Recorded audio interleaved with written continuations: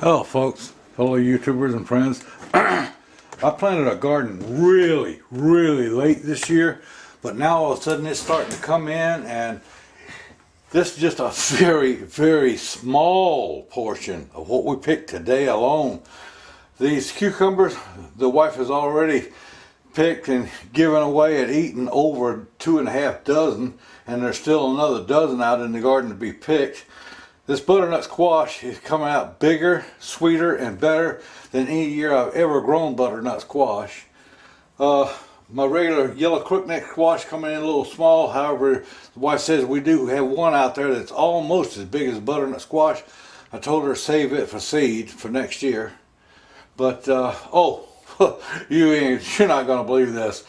Everybody knows that my wife is full-blooded Mexican from Mexico. And, by the way, she's legal. Anyway, cost me $18,000, but she is. Anyway, we grew some of these hot peppers this year, and I'm going to tell you something. I've eaten some hot peppers in my life, but not one time in 74 years have I ever put a pepper in my mouth this hot. I mean, I took one a minute ago, and so help me, I bit it 3 times. I didn't even bite through it. I just bit into it just enough to squirt just a tiny bit of juice on my tongue. I thought I was on fire. It was pure liquid fire. Okay, now one of the reasons I really wanted to get into this, and I'm proud of my garden this year, it's unreal, but the butternut squash, I don't know if very many people know anything about it. These particular butternut squash here, the size of them, if you could even find them in Walmart this size, they would run you anywhere from $4 to $6 a piece. Now here's the beautiful thing about butternut squash. You can do anything to it that you do to a regular sweet potato, but yet you don't have to dig this. It grows on top of the ground. Tastes it's the closest thing to a sweet potato I have ever found in my life. And you can make pies out of it, make candied yams, you can bake it, fry it, stew it, boil it. I mean, whatever you want. They are unbelievable. Now, here's the secret to them. The peeling of the butternut squash is so nasty in taste, cockroaches won't even eat it.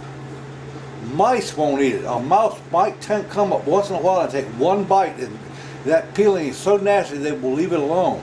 Now, butternut squash, here's another beautiful part about it is, you keep it in a dark, cool place. It doesn't have to be a refrigerator or anything. I mean, just in your house in the wintertime. What I do is I put them on a piece of cardboard and slide them under the bed. And the reason for the cardboard is so I don't have to crawl under the bed to get them. But on a piece of cardboard under your bed, you just slide them out, pick out the ones you want, and slide them back under. These things will last without any care other than that for over 2 years. They can be stored. They're unbelievable. Storage, preserving, there is nothing to preserve it. Just cut the stem off, leave a little bit of stem on it. Now this one broke off in picking it, so we're going to have to cook it almost immediately. The ones with stems, you let the stem dry and it seals it up. Okay, now sometimes in the garden, because of dry weather and then a lot of rain, they'll split open on you.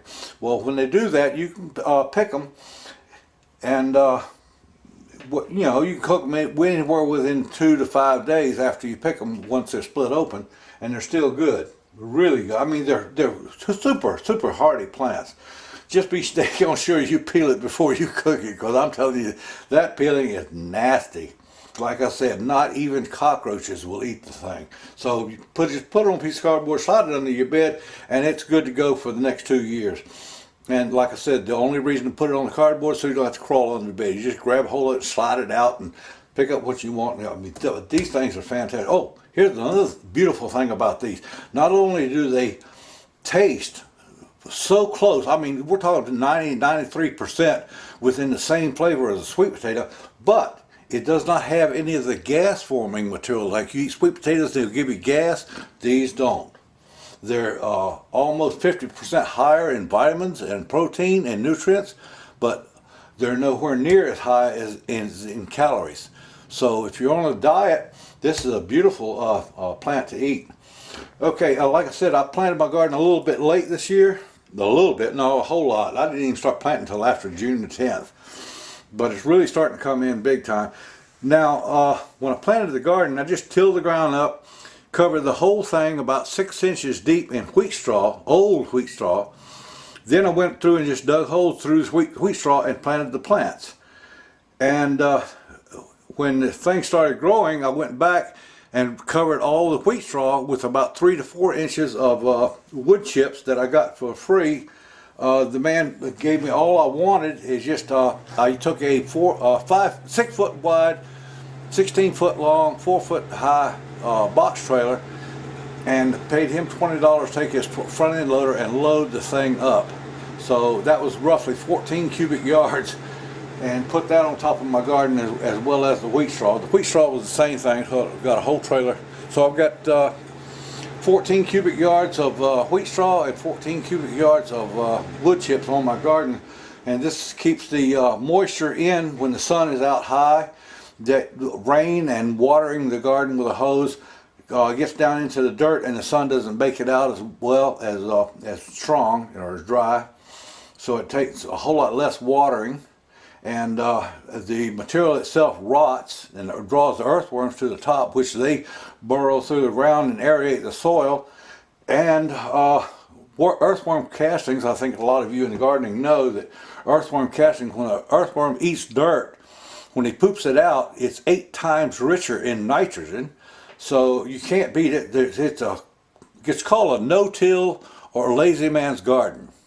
I mean, from the get-go, the first time you do it, it's a lot of work. A lot of work. But after that, there's no work involved. Just once every couple of years, just cover the whole garden in wheat straw and then put wood shavings down on top of it, wood chips, to hold the stuff down. All of it is biodegradable.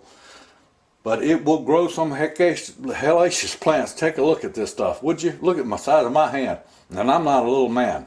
I can palm a basketball. I mean, this is fantastic. All right, just thought I would show you and do a little bit of bragging here. We got other stuff out in the garden. If anybody's interested, I'll show it when we pick it. All right, everybody have a great weekend. I mean, not weekend. It's not the weekend. All right, catch you later. Bye.